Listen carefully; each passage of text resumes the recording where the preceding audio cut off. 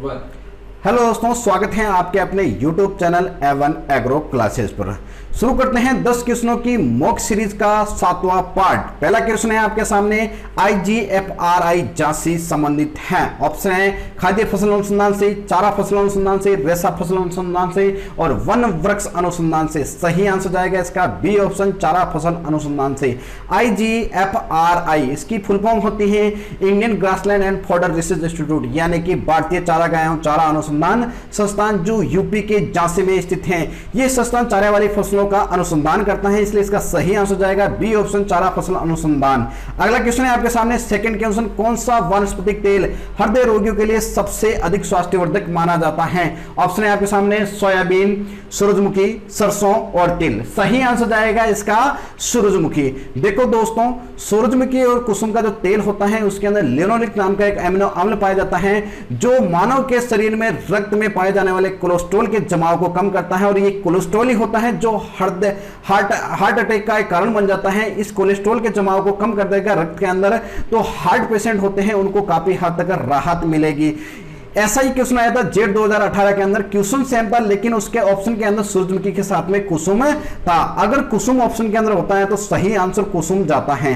कुसुम सही आंसर क्यों जाता है? क्योंकि जो लिनोलिक अम्ल होता है वो सूरजमुखी के अंदर 64% होता है और कुसुम के अंदर 78% होता है। जितना अधिक तेल के अंदर लिनोलिक अम्ल होगा उतना ही अच्छा कोलेस्ट्रॉल के जमाव को कम करेगा और उतना ही अच्छा वो हार्ट पेशेंट के लिए अच्छा होगा। तो कुसुम के अंदर लिनोलिक अम्ल अधिक होता है तो कोलेस्ट्रॉल के जमाव को भी कम ज्यादा करेगा, तो इसलिए उसका सही आंसर जाता है कुसुम। ऐसा क्वेश्चन जेट 2018 के अंदर आया था, लेकिन इस क्वेश्चन के पैटर्न के अकॉर्डिंग सही आंसर जाएगा सूरजमुखी। अगला क्वेश्चन है आपके सामने, निम्न में से कौन से अमीनो अम्ल गुणवत्तायुक्त प्रोटीन मक्का में अधिक मात्रा में पाए जाते हैं? ऑप्शन आपके सामने हिस्टिडीन व आइसोल्यूसिन, बी ऑप्शन ल्यूसिन व मिथ्योनिन, थियोनिन व वेलाइन, डी ऑप्शन है लाइसिन व ट्रिप्टोफैन। सही आंसर जाएगा डी ऑप्शन, लाइसिन व ट्रिप्टोफैन।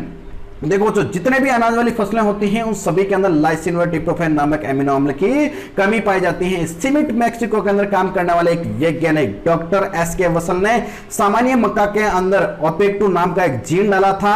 उस जीन की वजह से उस मक्का के अंदर प्रोटीन की मात्रा तो बड़ी, साथ में लाइसिन व ट्रिप्टोफैन जो एमिनो अम्ल होते हैं उनकी भी मात्रा काफी अधिक हो गई थी, जिसे गुणवत्ता युक्त प्रोटीन मक्का कहा गया, यानी कि QPM, क्वालिटी प्रोटीन मेज, जिसके अंदर लाइसिन व ट्रिप्टोफैन नामक एमिनो अम्ल की भी मात्रा काफी अच्छी होती है। तो अगला क्वेश्चन है आपके सामने, 2 हेक्टेयर गन्ने की फसल की बुआई हेतु 3 आंख वाले कितने सेट की आवश्यकता होती है? ऑप्शन है 20,000 से 25,000, 30,000 से 40,000, 70,000 से 80,000 और 90,000 से 1 लाख। सही आंसर जाएगा इसका सी ऑप्शन, 70,000 से 80,000। देखो दोस्तों, गन्ने की बुआई के लिए गन्ने के तने का ही उपयोग किया जाता है।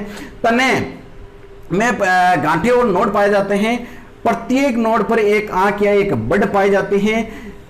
3 बड वाले या 3 आंख वाले गन्ने के तने के टुकड़े कर लिए जाते हैं। इन टुकड़ों को सेट कहा जाता है। इन सेट को जमीन में 1 फीट गहराई पर डाल दिया जाता है, जहां से 60 दिन के बाद में नए गन्ने के पौधे का अंकुरण होता है। प्रत्येक सेट से 3 पौधे निकलते हैं, यानी कि एक सेट में 3 आंखें होती हैं और प्रत्येक आंख से एक पौधा बनेगा, यानी कि एक सेट से 3 पौधे बनते हैं। और 1 हेक्टेयर भूमि को गन्ने की बुआई करने के लिए 3 आंख वाले टुकड़े चाहिए, वो चाहिए 35 से 40,000 टुकड़े, और 2 हेक्टेयर भूमि के लिए चाहिए 70 से 80,000 टुकड़े। अगला क्वेश्चन है आपके सामने, निम्न में से कौन सा तत्व राइजोबियम स्थिरीकरण में मोलिब्डेनम का आंशिक स्थापन कर सकता है? ऑप्शन है आपके सामने सोडियम, सिलिकॉन, वेनेडियम और कोबाल्ट। सही आंसर जाएगा इसका वेनेडियम।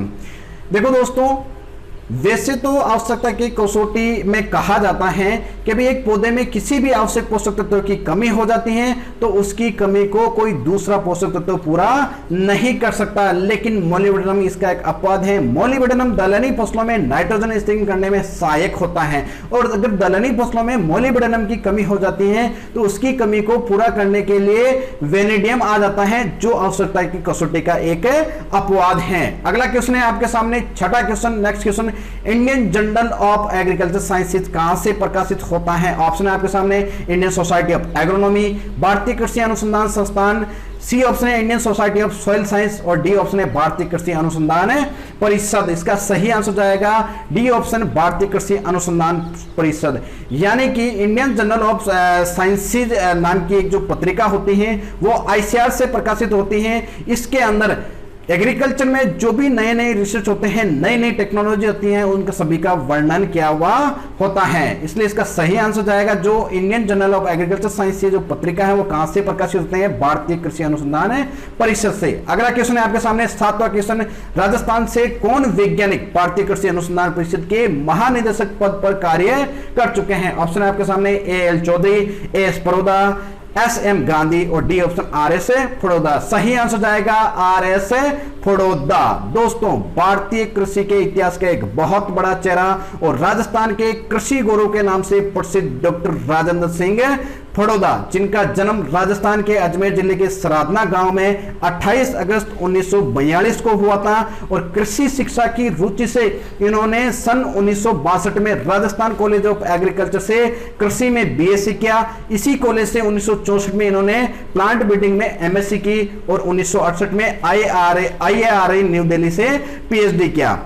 और यहां से शुरू होता है इनके जिंदगी का सबसे सुहाना खुशनुमा सफर जो किसानों की सेवा का है। इसी के साथ 1994 से 2001 तक ये आईसीआर के महानिदेशक पद पर कार्य कर चुके हैं। इसके अलावा जो एग्रीकल्चर की और भी अनेक संस्थाएं हैं वहां पर डायरेक्टरेट चेयरमैन और कमिश्नर के तौर पर काम कर चुके हैं। और इसी के तहत इन्हें doctor Norman E Borlaug award और पद्म भूषण पुरस्कार से भी नवाजा जा चुका है। हाल ही में ये दिल्ली के रोहिणी नगर इलाके में रहते हैं। अगला क्वेश्चन है आपके सामने, मिनिमम सपोर्ट मूल्य से क्या तात्पर्य है? ऑप्शन ए न्यूनतम उत्पादन लागत, इस मूल्य पर सरकार क्रय करती है, व्यवसाय इसे कम मूल्य नहीं दे सकता, डी ऑप्शन है किसान इसे अधिक मूल्य पर नहीं बेच सकता। इसका सही आंसर जाएगा बी ऑप्शन, इस मूल्य पर सरकार क्रय करती है। आपने एक नाम सुना होगा राजपेट, जो एक सरकारी संस्था होती है। यहां पर किसानों के द्वारा उगाई गई जो फसल होती है उसके उत्पादन को सरकारी मूल्य पर खरीदा जाता है। ये जो मूल्य होता है ये फसल की बुआई से पहले निर्धारित किया जाता है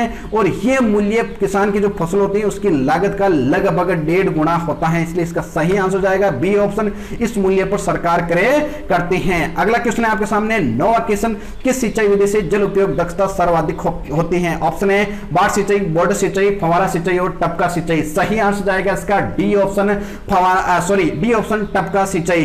टपका सिंचाई के अंदर कैसे? देखो बच्चों, जल उपयोग दक्षता है वो क्या होती है? किसी एक पौधे को मान लो 1 लीटर मान लो किसी एक पौधे को 10 लीटर पानी दिया जा रहा है, उसमें से उस पौधे ने अपने जुड़ों से कितना अपने अंदर ग्रहण किया, जितने पानी को वो ग्रहण करेगा वो उसकी जल उपयोग दक्षता हो जाएगी। एक एग्जाम्पल के तौर पर लेकर के चलते हैं, एक पौधा है जिसको क्यारी विधि या बॉर्डर विधि या फिर ताला विधि से पूरे 24 घंटे में लगभग 10 लीटर पानी दिया जाता है।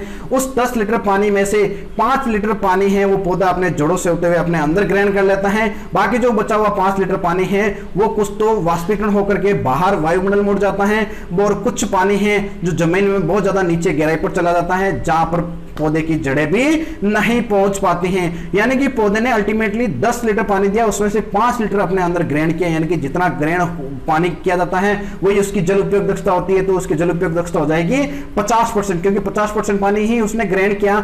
और इसी की तरह मान लो कोई पौधा है उसको बूंद बूंद सिंचाई या टपका विधि से अपन 24 घंटे में 10 लीटर पानी देते हैं। बूंद बूंद सिंचाई के अंदर क्या होता है, पौधे की जड़ों के आसपास में ही पानी दिया जाता है, बहुत धीरे धीरे पानी दिया जाता है, जितनी आवश्यकता होती है पौधे को उतना ही पानी मिलता है, ज्यादा पानी एक्स्ट्रा नहीं दिया जाता है। यानी कि पानी का वाष्पीकरण भी नहीं होता है और ज्यादा पानी नीचे भी नहीं जाता, जिसकी वजह से हानि भी पानी की लॉस नहीं होता है।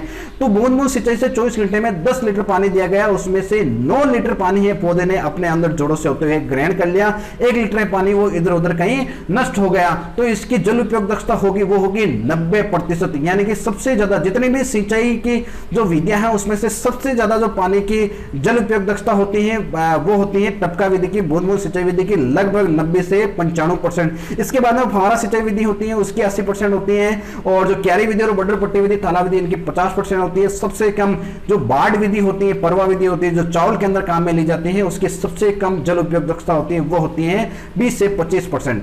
अगला क्वेश्चन है आपके सामने, लास्ट क्वेश्चन है, पायरिला या गुलाबी सुंडी और सफेद कीड़ा जो कीट होते हैं वो कर्म से किन फसलों के प्रमुख कीड़े हैं? ऑप्शन आपके सामने कपास, गन्ना व मूंगफली, गन्ना, कपास व मूंगफली, सी ऑप्शन है गन्ना, फूलगोभी और बेर, डी ऑप्शन है चुकंदर, अरहर और बेर। इसका सही आंसर जाएगा बी ऑप्शन गन्ना, कपास और मूंगफली। तीनों कीट अलग अलग हैं, तीनों कीटों के बारे में पूछा गया है।